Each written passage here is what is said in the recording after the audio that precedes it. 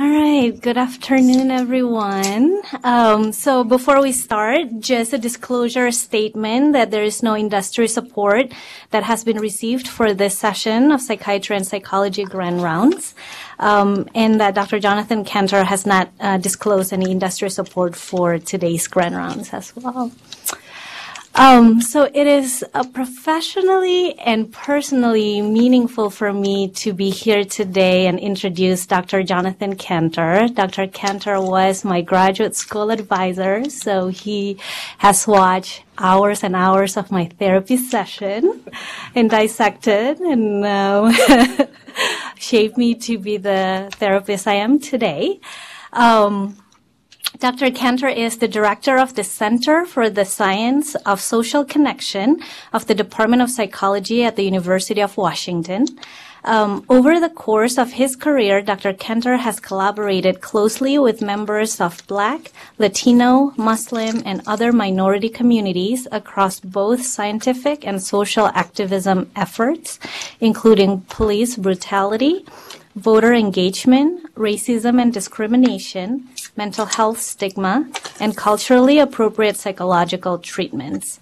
The CSCC comprises an active and diverse team of students and colleagues who work to integrate established findings on bias with the science of relationship to produce innovative bias reduction strategies and teach people how to connect across group differences that typically divide us.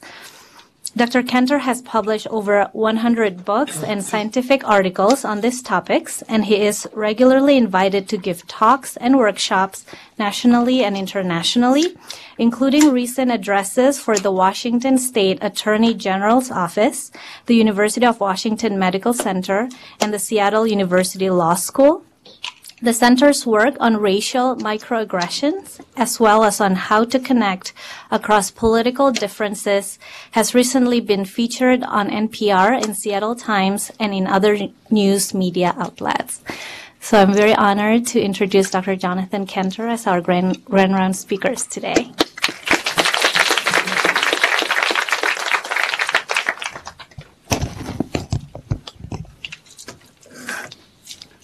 Okay. Thank you, Ajang, for that wonderful introduction that I'm fairly confident you read off the website, so it's really nice. Appreciate that very much. It's a pleasure to be here at the Mayo Clinic. I appreciate the invitation very much, Ajang, and thank you to Charlene for setting all this up and to the Department of Psychiatry and Psychology for getting me here. I've been giving a lot of talks on racial microaggressions lately. It's one of the primary arms of research in the center. It's not the only one, but it's the one that has caused me to receive the most talk invitations lately. And so I just want to start by saying I'm going to be talking about racial microaggressions and racism. I am a straight, cisgendered, white man. I'm going to be talking about racism, what could possibly go wrong. And I want to say that even though I'm a straight white man standing up here talking by myself, the work is not just mine. The work is a team effort. I have a large team of people working with me, multiracial, diverse team that's been doing this work for many years now. And even though I'm up here talking, the work is a product of all of our work together. I'm hopefully going to talk for somewhere between 45 and 50 minutes.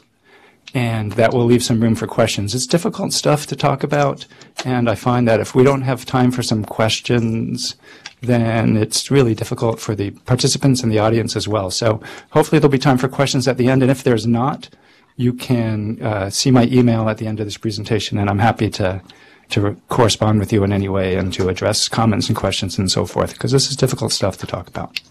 Okay. Yes, I have none of these things to disclose. If anybody wants to give me some money at some point, so I would have to disclose it in the future, I would be open to that conversation. For now, nothing. Here's an overview of the talk. I'm going to start with a definition of the term microaggressions and a brief history of the term. How many people know the term microaggressions? Okay, most of you. How many people have been to some sort of training, diversity, equity, inclusion training that covered the topic of microaggressions? Okay, about half of you or so. Okay, that's helpful. Thank you. After the brief history, I'm going to give you some examples of microaggressions. I suspect these examples will be similar to the examples that you've received in previous trainings, but I have a different spin on these examples, and hopefully the spin that I have, based on the research we've been doing, is useful in clarifying what microaggressions are and how to intervene best on them. And then, depending on time, I'm going to quickly address two issues that are sort of surrounding the discussion and debate on microaggressions. The first issue is, are microaggressions harmful? And to preview, the answer will be yes, they're harmful. And the second question is, are microaggressions linked to racial bias? Or are they simply innocent, innocuous behaviors that are misinterpreted by overly sensitive people?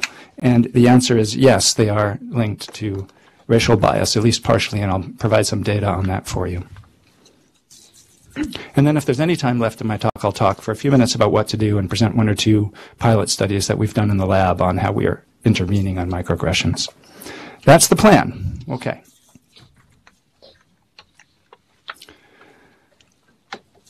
I like to start with this iceberg metaphor, which is used in all sorts of talks for all sorts of reasons. I'm going to use it by saying that the tip of the iceberg is what we can call traditional racism. The tip of the iceberg is when someone harbors explicit beliefs in the superiority of one race over another.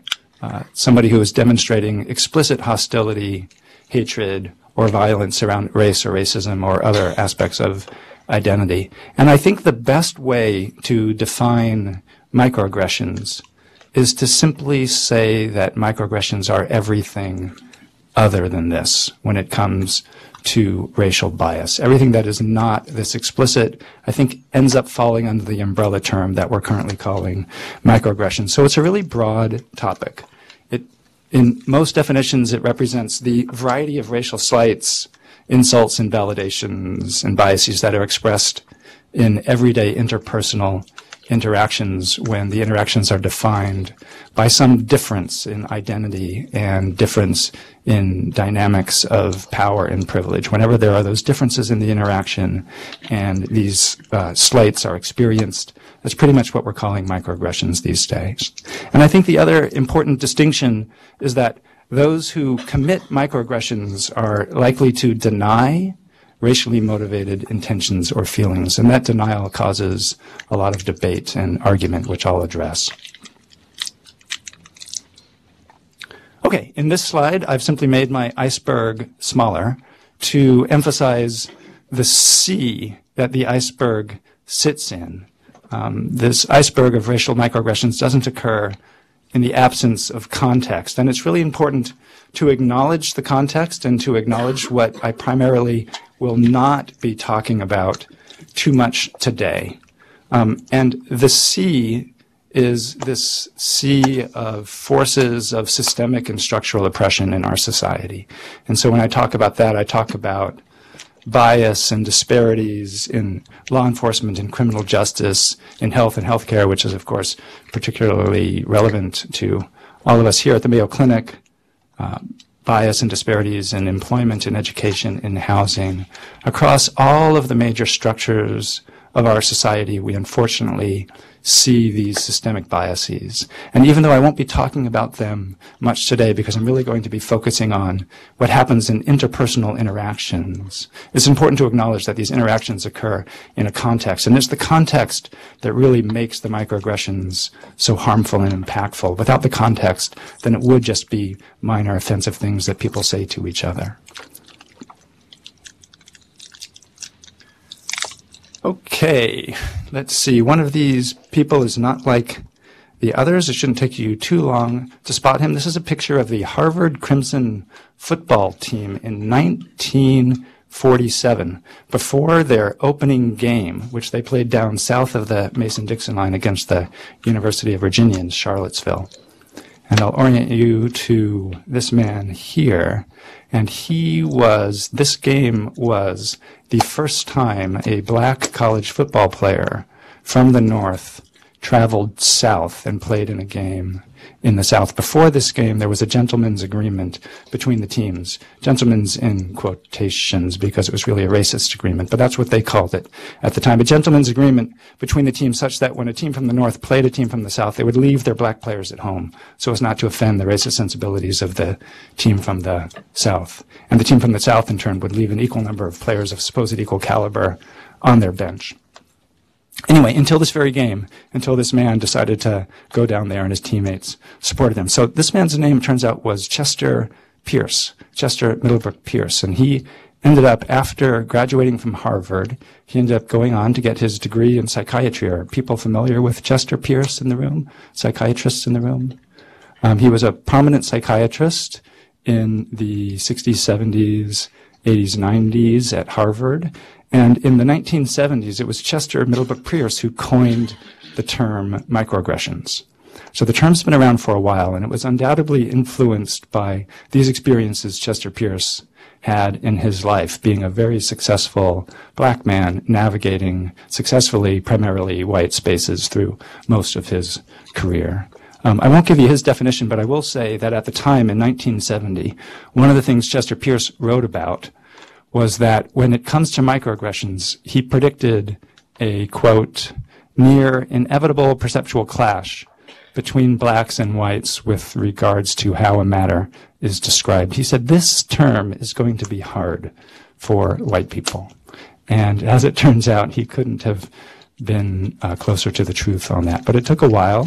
After he started writing about microaggressions in 1970, a strange thing happened for a couple decades, nothing. His writings were largely ignored by most people, except for those in his community in psychiatry who paid attention at the time. But his writings were largely ignored, much, I will admit, like most of my research over the course of my career. Thank you for laughing, until 2007, until several decades later, when Darrell Wing Su and his colleagues at Columbia University wrote an article in my field's top journal, The American Psychologist, on microaggressions. And at that point, the term really took hold and things really exploded. There was a surge of interest in the term. Since then, since 2007, there's been about 100 research studies now on the term microaggressions. And most of these research studies are primarily focused on documenting what microaggressions are, how they're experienced by people of color, others with minoritized and stigmatized identities, people in the LGBTQ community, religious minorities, gender microaggressions, and so forth. Documenting the whole thing across about 100 studies now and the after effects. There was also a really quick uptake of the term into diversity, equity, and inclusion workshops and trainings, and into the public discourse. It was as if the term was describing a phenomenon that people of color and others who experience microaggressions were experiencing on a daily basis, but they didn't have a word for it before then. It's like, I guess you're all doctors, or at least many of you are doctors. It's like if you were to go to the doctor, you have all these symptoms, you don't know what the symptoms are, and you go to the doctor, and the doctor tells you, gives you a diagnosis, oh, it's rheumatoid arthritis. I don't know why I picked rheumatoid arthritis right now. I hope I won't offend anybody with rheumatoid arthritis. And so you think, oh, that's great. I know what it is. I have a label now. And then you think, oh, wait, rheumatoid arthritis, that kind of sucks. And it's not so good. But at least to have a label for it. And then you go around and all the white people you interact with tell you that you don't really have rheumatoid arthritis. You're just being too sensitive. So that's kind of, I think, what happened from the perspective of people of color. And there was this backlash, which I'll get into a little bit. And the backlash is essentially that microaggressions are distracting attention from real racism. They're not real racism. They're just these minor offenses that people are being too sensitive about, and we really shouldn't be paying attention to them. 14 minutes. I have a lot of slides to get through, so I keep looking up at the clock. This is great. Okay, I'm now going to give you some examples of microaggressions. These are fairly traditional examples, but I have a different way of looking at them. This is based on the research that we've done in our lab over the last couple of years. I'm going to walk you through an understanding of microaggressions from the perspective, from the viewpoint of the psychological processes of those who deliver microaggressions. Most of the research to date has been understanding the experience of and impact of microaggressions on those who receive them, and that's really important. I'm focusing on what's going on in the person who delivers them because my goal is to try to reduce those tendencies. So here's what we've done real quickly in the research. I won't give you too much detail about the research, but real quickly. We started with 2 small samples of black and white students at the University of Louisville, and we published a little pilot paper on what we found. And then since then, we've focus grouped a bunch more black students at the University of Washington and other places. And then the primary research was about 1,000 white students from the University of Washington. And since then, we've replicated this with just under 200. I say non-black because we asked the black participants different questions. We asked them about how microaggressions are experienced, but we ask everybody else, how likely are you to say or do these things that are considered microaggressive? And so that's the difference. And I have to admit, I'm focusing mostly on racial microaggressions, but the term is much broader. The term applies to microaggressions against people in the LGBTQ community, and as I said before, other people who experience stigmatized and minoritized identities. But the research, not just mine, but most of the research has focused on the issue of black-white interactions.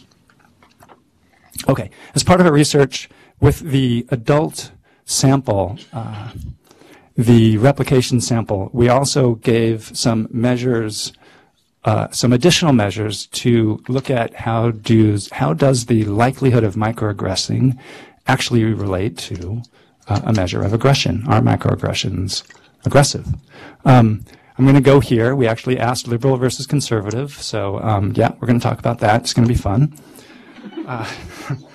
And we also asked about intergroup anxiety because I believe, for reasons I can't get into today, that this idea of anxiety actually fuels and drives a lot of microaggressive behavior, and I'll talk about that as well. And then we also gave several other measures of racial bias in attitudes and feelings, including a scale called the Modern Racism Scale, Old-Fashioned Racism, and then a scale called allophilia, which is a term you may not be familiar with. I wasn't until I discovered the scale a few years ago. Allophilia is essentially, do you have feelings of warmth or coldness for, in this case, for black people, and a desire to affiliate or a desire to distance? So we're calling that allophilia. Okay, I'll get to those in a few minutes. So here's how it works. Imagine you are in an interaction with someone who's different from you. What's going on for you psychologically in this interaction? You're having a conversation, the person's different. It turns out we can do a pretty good job understanding microaggressions by trying to understand what we know from social, psychological research, from neuroscience research, what we know about what happens normatively in interactions across differences. So we know, for example, that the first thing that happens when you're interacting with someone who's different from you is that you notice those differences. You can't help it. You might not be aware of categorizing people in this way, but it's a common process. It happens in less than 1/10 of a second. And we are immediately categorizing each other. The 3 most common categories that we tend to make, at least in this society, are race, gender, and age. So this happens when we interact across differences for most of us. We can talk about what's going on in the brain, the fusiform face area as a component of the fusiform gyrus. By the way, I know from research that when I show you this picture, this fMRI image, that as a presenter, you all now think I'm smarter because I'm talking about neuroscience. So I just want to just pause for a moment, let that effect take hold, and then I can continue. Okay, very good. We know from several studies of the fusiform face area, which is sort of one of the early facial recognition centers of the brain, that white samples show less fusiform face area activity when responding to black faces than when responding to white faces. In other words, you're not individuating the facial features of the other person to the same degree. You're relying just on quick assessment of the face, and you're focusing just on the racially distinct features of the other person, the stereotypical features, rather than really individuating that person. And so what this means is that we're processing the racial features of other people, but we're less likely to really notice the individual, and this is a common process. Another way of looking at it is research on eye movements when you are exposed to black versus white faces.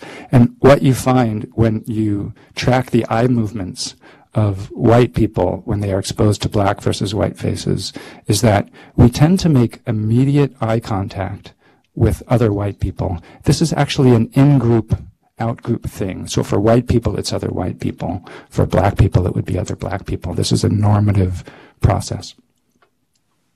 We tend to make immediate eye contact with people who are members of our in-group, but our eyes will take a quick detour to through the racially distinct features of the out-group member. So they'll take a quick detour through, say, the lips or the nose before making eye contact. And again, it's about this sort of racial categorization thing. Now, to move quickly ahead, the first microaggression is when this categorization process happens and you get sort of hooked by it, and then you say something to the other person that indicates that you've been hooked by this category activation process in this way, and it lands on the other person often as objectifying. So a couple of quick examples. You're not paying attention to the individual features, you're just quickly scanning the racially distinct features of this guy, and you say, hey, anyone ever tell you you look just like Morgan Freeman or Beyonce or Kanye West? Or people are smiling here because they've had this experience. I wish I had more time to tell you my Morgan Freeman stories. This is a real thing. It's a real thing, this Morgan Freeman thing. You see this Asian woman, and you say, where are you from? Now, of course, there's nothing wrong with saying, where are you from to somebody you're just meeting. That's a normal thing. It's not linked to any racial bias or anything. But the problem is when you persist. The problem is when she says, oh, I'm from Milwaukee, and that doesn't satisfy your brain because you've been hooked by her racially distinct features and you're needing sort of an Asian-themed response. And so you say, oh, no, I meant where are you really from? That's when it becomes microaggression because it indicates that you've been hooked in this way. Classic microaggression, which you can see on YouTube, can I touch your hair? Because you've been hooked by her African-style hair. And she's like, no, please don't touch my hair. Or this woman who, at least for some of us in the audience, may be actually hard to categorize. Your brain wants to do this categorizing thing, but you can't figure her out. Is she Asian? Is she Latinx? What exactly is she? And so you may get hooked by that and say, what are you? And that lands on her as objectifying. This is a thing. Okay. So now I told you I was going to share with you how this category of microaggressions, which we identified, by the way, we did exploratory and confirmatory factor analysis. I could give you the details, and these are the categories that we ended up with. How does this objectifying category of microaggressions correspond with these other measures that we used? It turns out objectifying is correlated with how aggressive people are. It's a small correlation, 0.25, but it's a significant correlation. It's more than 0. It's not nothing. Objectifying is also correlated with intergroup anxiety. So I don't know if you can put that together. Sort of you're feeling a little anxious, and this anxiety may come out in kind of an aggressive way, in an aggressive way, and this is where the microaggression comes from. It's not linked with political identity. Okay, so first type of microaggression is this category microaggression. Now, next thing that happens in an interaction across differences is that you notice the differences, and then you have some emotion activation. This is normal. This is where interracial and interdifference anxiety shows up. And then the second category of microaggressions is when you express this fear or anxiety to the person, and it lands on them as microaggressive. So here's a picture of the amygdala. I wasn't smart enough with the first image. Here's a second image. We know from several studies now that white participants show greater amygdala activity to black faces versus white faces. This sort of threat response, the amygdala controls our response to threat and to reward. This threat response shows up. It can be subtle. Of course, there's lots of individual differences in the room. So some people may have a stronger threat response. Some people may not have a threat response at all. It also depends on your own identity, how much exposure to diversity you've had in your life. Perhaps if you're multiracial, you're less likely to have a threat response. So there's all sorts of variations in individual characteristics that moderate this. But in general, we know that we're likely to have our amygdalas fire and experience some sort of subtle threat response when we're having an interaction across differences. It's unfortunately a normative thing in society. I wish it wasn't the case. I wish we didn't feel threatened when we're interacting with someone who's different from us. It would be better. The world would be better. But this is the reality that most of us are in. I think these amygdala findings often get overly simplified in the public discourse and in the mainstream media. The amygdala gets identified as the racist part of the brain, as if it was that simple. If it was, we would be able to just excise everybody's amygdalas like in chemotherapy, but it's not that simple. Racism, these racial processes are diffuse and spread multiple parts of the brain. It's as if there's the cancer analogy here with chemotherapy, it's unfortunately the case that this cancer has metastasized. Okay, so the second category of microaggressions here is that the emotions get activated and then you're likely to express them, which lands on the other person as microaggression. So you see this kid in the hoodie here and you cross the street to avoid him because he makes you nervous. Or perhaps you're having some interaction, maybe if we had time to have an interaction after this, which we won't, some interaction where you're talking about race and current events and racism, and you are just feeling sort of threatened and not wanting to appear prejudiced in any way, so you just want to avoid discussing race and racism altogether, so you just get really small or you distance. And here's actually, I don't have time to get into it, but we actually did some research on microaggressions in a medical context. We hired 4 black standardized patients to essentially challenge some medical students with some racially provocative things.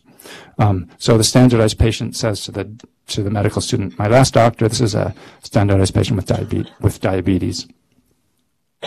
My last doctor told me I was fat, black, and lazy. I'm not going back to that clinic. Okay, you're the doctor. How do you respond? Right? And it is a challenge here. And you're likely to microaggress, and the microaggression is likely to show up in form of some sort of anxiety. Now, we know from our research, is about 50 medical students we did this with, that the modal response here is sort of a generic, passive, validating, but largely avoidant response that looks something like this. Oh, that sounds really hard. We'll make sure that doesn't happen here. By the way, the use of the collective we instead of I is an indicator of anxiety. Instead of I'll make sure, we'll say we. You're sort of distancing yourself from it. Let's get back to your exam if that's okay. So now you may have been taught in patient-centered care classes that this is not a bad response. And from the perspective of patient-centered care, I would suggest it probably isn't a bad response, but I would say that the way we are trained in patient-centered care is completely inadequate with respect to dealing with interracial differences, because it's not an adequate response from the perspective of the patient, who needs more validation than this, and it lands on this person as invalidating and anxious avoidance. Okay. This is hard stuff to talk about. I'm speeding through. I'm looking at people's faces. It looks like you're mostly with me, so I'm just going to keep plowing on through. This emotion activation category of microaggressions not tied with aggression, sort of the opposite of aggression, right? You're avoiding. It is, of course, highly tied, correlated with intergroup anxiety, a large correlation there. And people who are conservative are more likely to say that they would commit these kinds of microaggressions than do people who identify as liberal. Okay, next category. The categories got activated. You're noticing the racial differences, whether you're aware of it or not, happens super fast. Emotions are getting activated, also happens super fast. And then the next thing that happens is stereotypes get activated. Again, stereotypes are shortcuts. We're more likely to engage in stereotyping when we're anxious, when we're in a rush, when we don't have clear guidelines and so forth. And so this third category of microaggressions is when you are getting hooked by these stereotypes and you're likely to just express them directly. Now, there's a lot of talk about the link between microaggressions and implicit bias. I think the stereotyping category is where that link is actually weakest. These are fairly explicit things people are saying, but they're still going to deny that they meant to be racist, and so it's sort of a microaggression versus a macroaggression. By the way, we gave the most popular measure of implicit bias in our survey here, the implicit attitude test, and we actually found no significant correlations with the IAT at all in any of this. So some examples of classic microaggressive stereotypes. You're having that intergroup interaction talking about race and politics and so forth, and maybe you'll say something like Latinos should work harder to fit into our society, expressing an inaccurate negative stereotype that Latinx people are lazy. Or you say a lot of minorities are just too sensitive these days, expressing a stereotype that minorities are, well, too sensitive. Now, let me pause on this for 1 second. Are some people too sensitive? Sensitivity is a continuum, right? So we're going to have some people who are less sensitive and some people who are more sensitive, some people who are more likely to be called too sensitive. I will admit I'm one of those people. I'm fairly sensitive. You all have to be nice to me, even though I'm talking about racism. I really should have a thicker skin doing the work that I do, but I don't. I'm fairly sensitive. I've been called too sensitive many times in my life. The problem isn't that somebody is sensitive or not. The problem is when you take that sensitive person and then you generalize to the whole group, right? That individual person may be acting in a sensitive way. That doesn't mean all black people are sensitive. That's stereotyping. There's no basis for that whatsoever. So we're talking about the stereotype here, not individuals who may be more or less sensitive. A couple more examples. She's just taking advantage of the system. We're again seeing this black kid in a hoodie, and without knowing anything else about him, you're anxious, and you say, that kid can't be trusted. He looks like a thug. Okay, these stereotypes are, by the way, as you know, super damaging.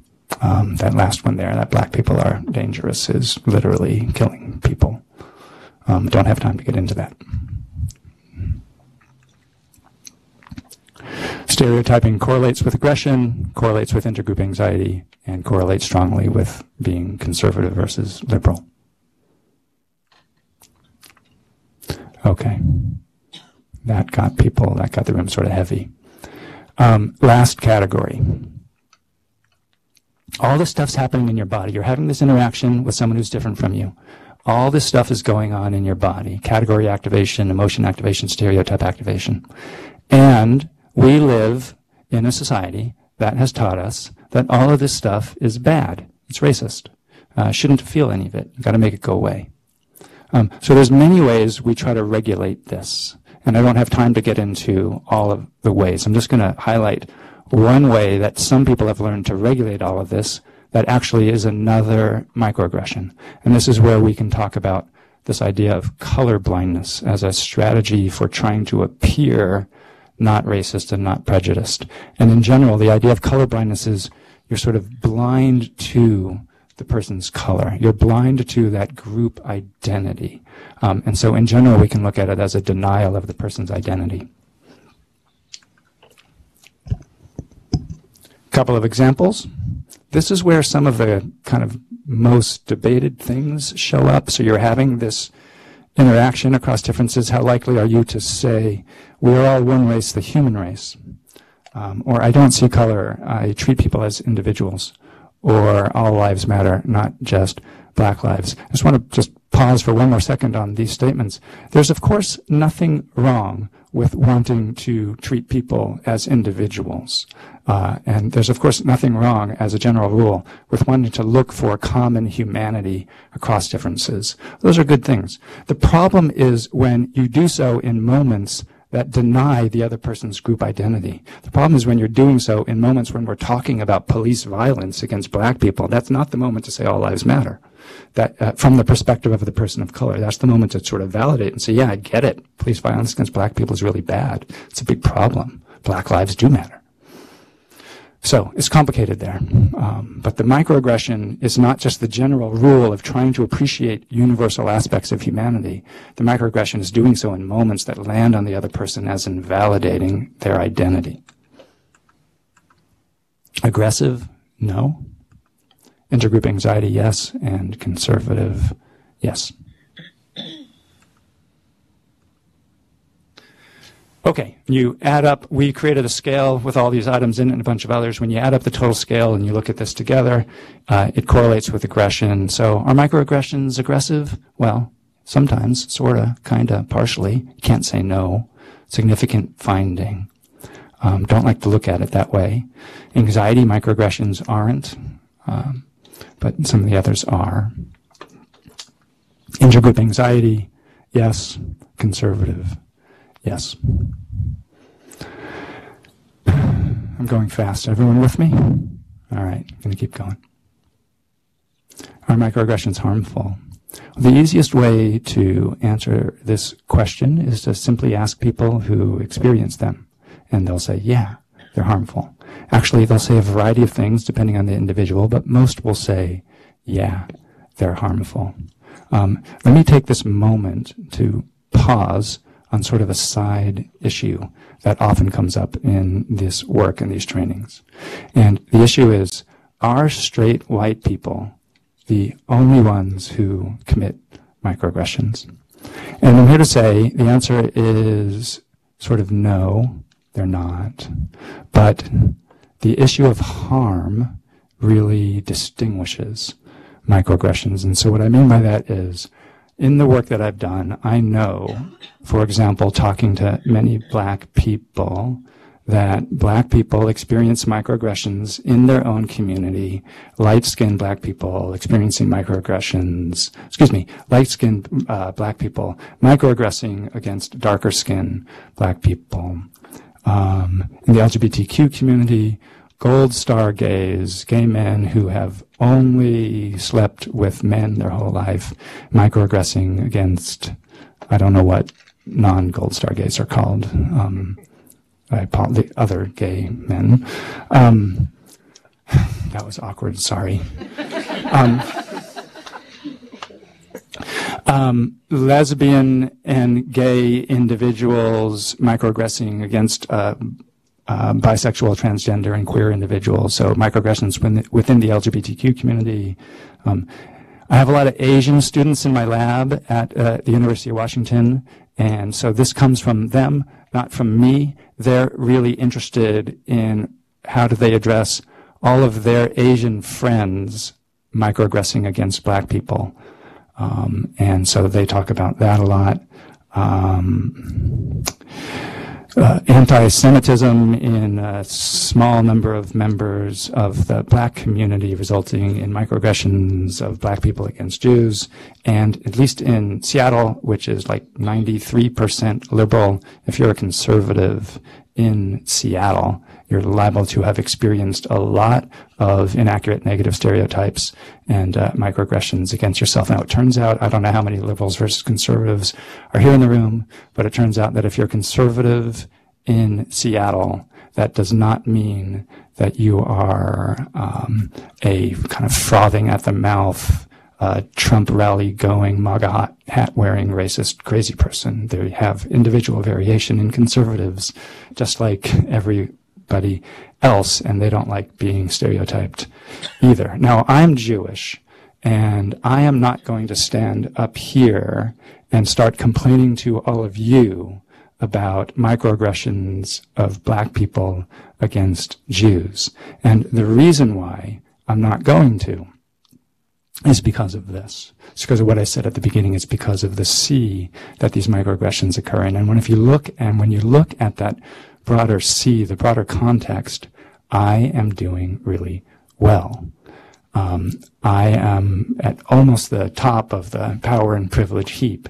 And when I do experience a bit of anti-Semitism, it doesn't harm me that much. It just rolls off my back, and I'm really confident it's because of this larger context that favors me. Okay, so the answer is yes. Are straight white people the only ones who commit microaggressions? Wrong. The answer is no. Are straight white people the only ones who commit microaggressions? No, of course not. But the issue of harm is really what matters, and the harm is a function of the dynamics of power in the relationships. Okay, when you ask people of color about microaggressions, they'll tell you that they're harmful. There's recently, earlier this year, been a meta-analysis of about 72 studies that have asked this question across a variety of groups, about 19,000 people asked. And the studies that the meta-analysis summarizes suggest that when you ask people, they say, I feel anxious, I feel depressed. There's 2 studies now that actually document increased suicidality after experiencing microaggressions, increased substance abuse, decreased life satisfaction, experiences of confusion and depletion. I have a study here. This is a choice point for me. Do I have time to tell you about this study? I'm going to do it real quickly. Okay, this is a study on this finding of microaggressions resulting in confusion and depletion. So in this study, there were 2 conditions, what we'll call the microaggression condition and the macroaggression condition. In phase 1 of this study, imagine you're, well, for the purposes of this research, imagine you're a black person, which will be easy for a few of you in this room and harder for most of you. So for the purpose of this, imagine you're a black person, you're about to interact with a white person. Okay. Now, before the interaction takes place, you're going to exchange information. In the microaggression condition, the information you receive from the white person says, I'm really comfortable around black people. And then in the macroaggression condition, the information you receive from the white person you're about to interact with says, I am not comfortable interacting with black people. Okay. That's phase 1. And then phase 2, you have the interaction. And in the interaction, this white person acts really uncomfortable. Nervous laughter, poor eye contact, just looks uncomfortable. So this is a way of operationalizing. In the one hand, the person says, I'm going to be uncomfortable and looks uncomfortable. In the microaggression condition, they look uncomfortable, but they're saying, I'm not biased. I'm comfortable. And then the third piece is you're now given a test. You're the black participant in the experiment. You're given a test of executive functioning. It's essentially the Stroop test, if you're familiar with it. We look at the number of errors you made, and the more errors you make on this test, it's interpreted as how cognitively depleted you are in that moment. Okay? So the findings are, when you have the participant, the control condition, no bias displayed in the control condition at all, that's the number of errors you make. In the microaggression condition, your error rate goes up, you're more cognitively depleted. And in the macroaggression condition, you're not as cognitively depleted. Microaggressions are more depleting than macroaggressions. There's something about the lack of clarity, the confusingness of it, that actually results in more confusion, more cognitive depletion than if you know you're dealing with someone who's going to be problematic. Same finding in the study with Latinx participants. Different graph, but looks very similar. Okay, that was my detour into that study. It took me 2 minutes. I'm pleased with myself. I hope I didn't talk that through too quickly. Okay. Probably the most frequent finding when you ask people of color how they're impacted by microaggressions is they say it's stressful.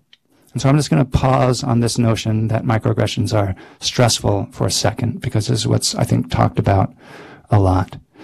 This is a complex slide. Without getting into the weeds with the details on this slide, it shows the health outcomes of various minority groups compared to whites. This is a summary of thousands of studies done a couple years ago by the Kaiser Family Foundation. And without getting into the weeds on it, I'm just going to orient you to that bar there, which is the health outcomes of blacks compared to whites. And what they say for that, the 29 most important health outcomes, we're talking about things like diabetes, heart disease, different major forms of cancer, HIV, etc. Those 29 major health outcomes, black people show worse outcomes than whites compared to on 24 of those 29 major outcomes. And so the health disparity here is absolutely clear. Now, why do black people show worse outcomes? The answer is complicated, and maybe some of you in medicine here are studying that. I just want to say for now that one of the reasons why black people show worse outcomes is the direct effects of racism on the body itself. It's part of the contribution to this massive and horrifying disparity here.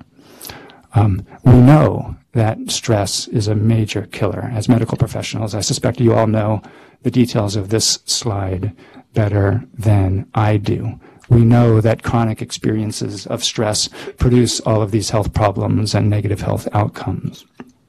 That's not questioned by anybody who has expertise here. The only question is, does living with recurrent and repeated microaggressions over the course of a lifetime produce this kind of stress that we know contributes to these health problems? And I think among the experts, among the scientists who actually do this work, who study microaggressions, who actually talk to people of color and really look at it, it's not controversial. It seems like they do. And I think the best way to look at microaggressions these days is as a legitimate public health hazard. I think there's a lot of interest in litigating microaggressions on a case-by-case basis. One of the things my family and friends used to love to do with me was to tell me a story about some interaction they had with somebody, and then at the end say, "Hey, was that a microaggression?" And I would almost invariably say, "Yeah, it kind of was a microaggression." My one person I know literally told me "Hey, did anyone ever tell you look like Morgan Freeman?" And I think they've stopped asking me that because I don't like my answer. But I think we have to stop that. We have to stop litigating microaggressions on a case-by-case basis and instead look at them as the accumulation of effects over time. And all of these known public health problems, whether or not there is damage on a single event basis, can be discussed and debated and depends on the situation and so forth. But what's clear is the accumulation effects. Okay, I have a few more minutes. Perfect. Okay. Are microaggressions associated with racial bias? Talked about how they're harmful. Are they associated with racial bias? Here's how we've looked at that. This is what we're affectionately calling in our research the racism meter. And the racism meter asks, how much do racially biased attitudes and feelings predict one's likelihood of saying a microaggression? And so because in our research, we asked how likely are you to do these things called microaggression, and then we gave these other indicators of racial bias. So if you put them all in a linear regression, control for social desirability, and you look at the amount of variance explained in likelihood of microaggressing by these indicators of racial bias. So the racism meter down here at a 0, that means no variance at all explained by indicators of racial bias. Racial attitudes and feelings have nothing to do with saying it. So if I were to meet you in the morning and I would say, "Hey, good morning," that would presumably be a 0. There's nothing racially biased going on there at all. And then all the other reasons why I might say something are factors here. All the other influences explain the likelihood of saying something. If you have the racism meter all the way up here at 1, that means racially biased attitudes and feelings explain all of the likelihood of saying a particular microaggression. Now, we wouldn't expect microaggressions to be that high because that's really what you expect for explicit acts of racism and hatred. Okay, so just a couple of examples here. Can I touch your hair? First, we asked black people, how offensive is it? And we actually had a variety of responses. About 43% of our undergraduate black student sample said, "Can I touch your hair?" is racially offensive. So not everybody agreed on this one, just so you know. We asked white people, how likely are you to say it? 13% of our white sample said, "Yeah, I might say or do something like that." So 13%, that seemed like a lot in my opinion. And now the racism meter. We found a small percentage of variance in "Can I touch your hair?" explained by racism, about 6%. Just for the record, it's a significant finding. So it's not 0, but it's relatively small. It's not as if racial bias, it's probably mostly to do, again, with this sort of categorization thing that happens. And as I remind you before, it's also correlated with aggression, which is different than racial bias. A couple other examples. All lives matter, not just black lives. About 50% of our black sample felt that this was racially biased. Again, I thought it would be higher. About 50% of our white student sample said they were likely to say something like "all lives matter, not just black lives." Given my data, I found that very distressing. 32% of all lives matter explained by our measures of racial bias. Everyone can succeed in society if they just work hard enough. I just came up with one of the kind of obvious negative stereotypes, just to give you one last example. Okay, almost all of the black sample thought this was pretty offensive, seems obviously offensive. to suggest this to a black person, that they're just being lazy, and that's why they're not succeeding. Only 5% of the sample said, of the white sample said they would say this. You might think, oh, that's good, only 5%. Well, 5% is a lot if you're a black person living in a predominantly white society interacting with white people all the time. So 5%, again, public health perspective. 5% is a big number in the public health perspective. 38% explained by racial bias. Last example, a lot of minorities are too sensitive. This is my favorite one. I shouldn't say favorite. This is, I think, one of the more important ones because it really gets at the issue. Almost all of the black people thought this was offensive. Again, 14% of the white sample said, yeah, I might say something like that. About 26% explained by racial bias. So in total, with the student sample, if you look at it all together, about 34% of the likelihood of microaggressing explained by racially biased attitudes and feelings. And then if you look at the adult sample, their smaller adult sample, about 54% of likelihood of microaggressing explained by racially biased attitudes and feelings. So I'm going to skip this and go here. So I do believe this helps us explain what I mentioned at the beginning when Chester Pierce said there's going to be this near inevitable perceptual clash between blacks and whites with regard to how matter is described. From the offender's perspective, from the person who's delivering the microaggression, they're likely to have most of their awareness up in what I'm calling this white part of the bar, the part of the bar that is all these other influences on why we might say something that don't have anything to do with racial bias. And they're probably not too aware of what's going on down there in the red part of the bar. So they may say, well, it really wasn't my intention to offend you, or how is believing all lives matter racist, and they may be genuinely confused there. And I just want to point out that the person who says that isn't lying. They're not just making it up. This is actually their experience. It wasn't their intention to offend them. That's true. And the person who receives the microaggression, the black person, usually doesn't need the white person to say, oh my God, I'm a horrible person. I'm all racist all the time. They don't need that, but they do want this red part of the bar validated. They do want the red part of the bar acknowledged that there is something about racial bias also in the stew of influences on behavior here. And that's essentially where the problem comes. I think it's as if, I'm going to use a metaphor here, hopefully I don't offend anybody. It's as if you've served somebody with peanut allergies a stew, and you've decided to make, I don't know, an African stew that has peanuts in it. It doesn't matter that in terms of all the ingredients, peanuts are only 5% of the ingredients. The peanuts have made the whole stew toxic and for the person. And so I think that's the experience. We want to get better at acknowledging that behavior is influenced in multiple ways, multiple sources of influence all at once. It's never just one thing. And our data is suggesting that racial bias is one of, not the only, but one of these influences. And the conclusion is that people of color are reasonable, not too sensitive for feeling that microaggressions are racially motivated, according to my data. Okay, I'm going to stop in 2 minutes. I'm going to end with a little bit about what to do with all of this.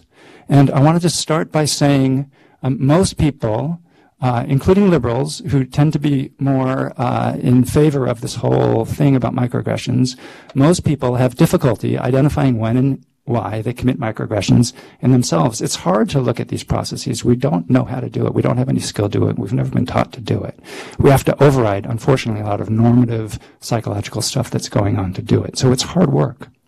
I think most of the trainings that happen don't do a very good job at it. Most of the trainings are mostly just trying to get people to suppress their behavior. These trainings often have a punitive feel, just telling people don't do this, and not really telling people how not to do it.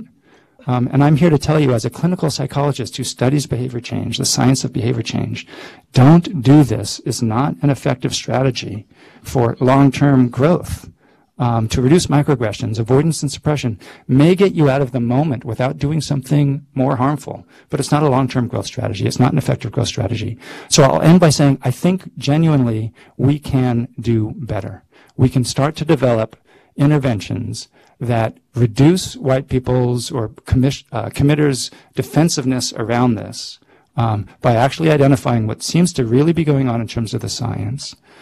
Focus on these psychological processes. Help people get better at noticing and being more aware of these processes so they don't get hooked by them.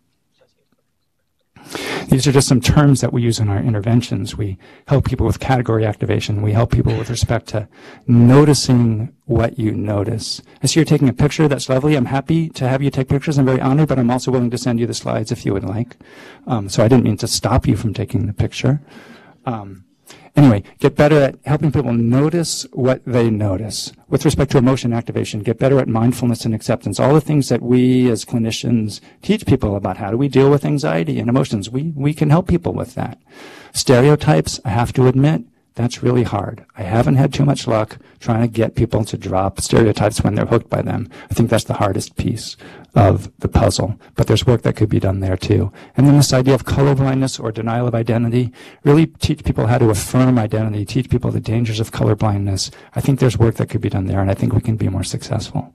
And I think finally, most importantly, not just teaching people how not to microaggress, but I think we can get better at teaching people how to actually succeed in interactions across differences, how to actually really create interactions that are characterized by authenticity and connection and not racial bias and not microaggressions. And if I'm just leave you with just one word today, it's more complicated than this, but I don't have time.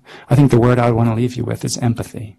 I think we can do better. I think we can have interracial interactions across differences, where even if you are in a position of power and privilege and the other one is relatively marginalized, you can have real empathy both ways reciprocally. You can connect across differences. I think that's where the work lies. That's where the future lies. I think more and more people who are doing this work are engaged in thinking about microaggressions in these more complex ways and not just telling people not to do it. And that's the work we want to do. So I don't have time to give you my data here, but here's our studies. They're really nice looking, aren't they? And I'll just end here. I just want to end by, again, saying we're a large team. It's not just me up here talking. And I just want to acknowledge my contributors over the years to the work. Okay. Thank you. I did leave 3 minutes for talk. But I'm also willing to stick around later if you don't have to rush off. Thank you very much.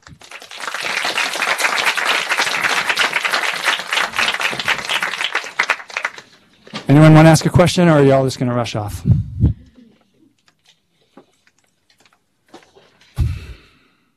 I know it's hard. Sensitive stuff. I'll start here. Yeah. Yeah. So this is coming from my, thank you very much. This talks with one of the most thought-provoking ones we've had. I have one role as an educator, so I want to get some ideas on how that, and quite frankly, I think some of our trainees are actually better at talking about diversity than we faculty are. But are there ways that we can create a safe environment to discuss and acknowledge, like, hey, I'm coming in and I know I have this bias. How do I, and it's how do we talk about those kinds of conversations, and how can we as faculty set up a good learning environment? Okay, thank you for the nice, easy question with 2 minutes left. Yeah, I mean, it's good. It's the right question. It's a good question. We'd have to have a slower, longer conversation. There's all sorts of things that can happen. From my perspective, it's really important that there's a top-down acknowledgement and top-down people who are really in charge. If you're in charge of a clinic or a unit, I don't know what you call it here, but if you have some position of power and authority here, it's really important that that you get motivated or that we motivate the people in charge, because they're the ones who can really create the culture and create the safety. So I really think we need to get the people at the top involved in this, such that policies and procedures can really protect people so these conversations can occur. There's a lot more that has to be said there, but I just want to highlight that point for now. A couple other. Yes, sir.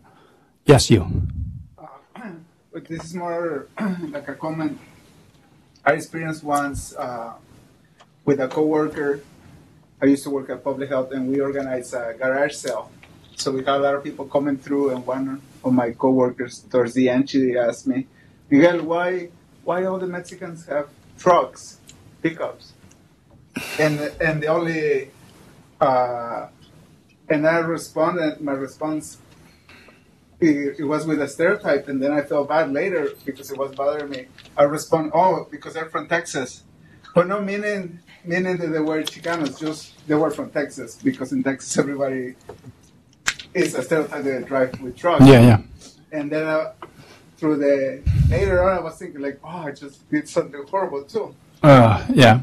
With and it made me feel bad, the question that she asked, because I didn't notice it until she brought it up. And my only response was like, oh, they're from Texas. Yeah, I feel your pain. I think there are these moments when microaggressions, when it happens so fast, right? And you'd wish that you had like 3 timeouts per day where you could just sort of pause the universe and collect your feelings, collect your thoughts, so then you can respond in a way that fits more who you want to be, rather than just something coming out of your mouth that later you think, why did I say that? I think that's sort of the nature of microaggressions, right? It all happens so fast and you're confused and you can't figure it out. I think there's a lot of really good work happening amongst diversity trainers, equity inclusion people, who are really focused on how, if I am experiencing the microaggression, how can I respond? Like, how do I cope? Do I call him out? Do I just let it go by? There's a lot of work going on in that realm. I have to admit, as a white guy, I don't really feel that's the right work for me to be doing. Like my sister would say, Jonathan, stay in your lane. But I think it's really important work. And that said, since I am standing up here right now, I will just say, if somebody asked me for help with that, what I would want to do is help people really connect with their values and who they want to be on a regular basis, such that that sense of who you want to be in these moments, what your values are, is more likely to actually influence your behavior, so you can say really what you want to say in those moments, help you arrive at that as quickly as you can. But that's hard work. It's really hard. And I drive a truck. Oh. Yeah. Oh, well, then that changes everything. Yeah. Okay, it's 101. I'm happy to thank you all. I'm happy to talk to anyone else if you want to come up more privately. Have a good rest of the day.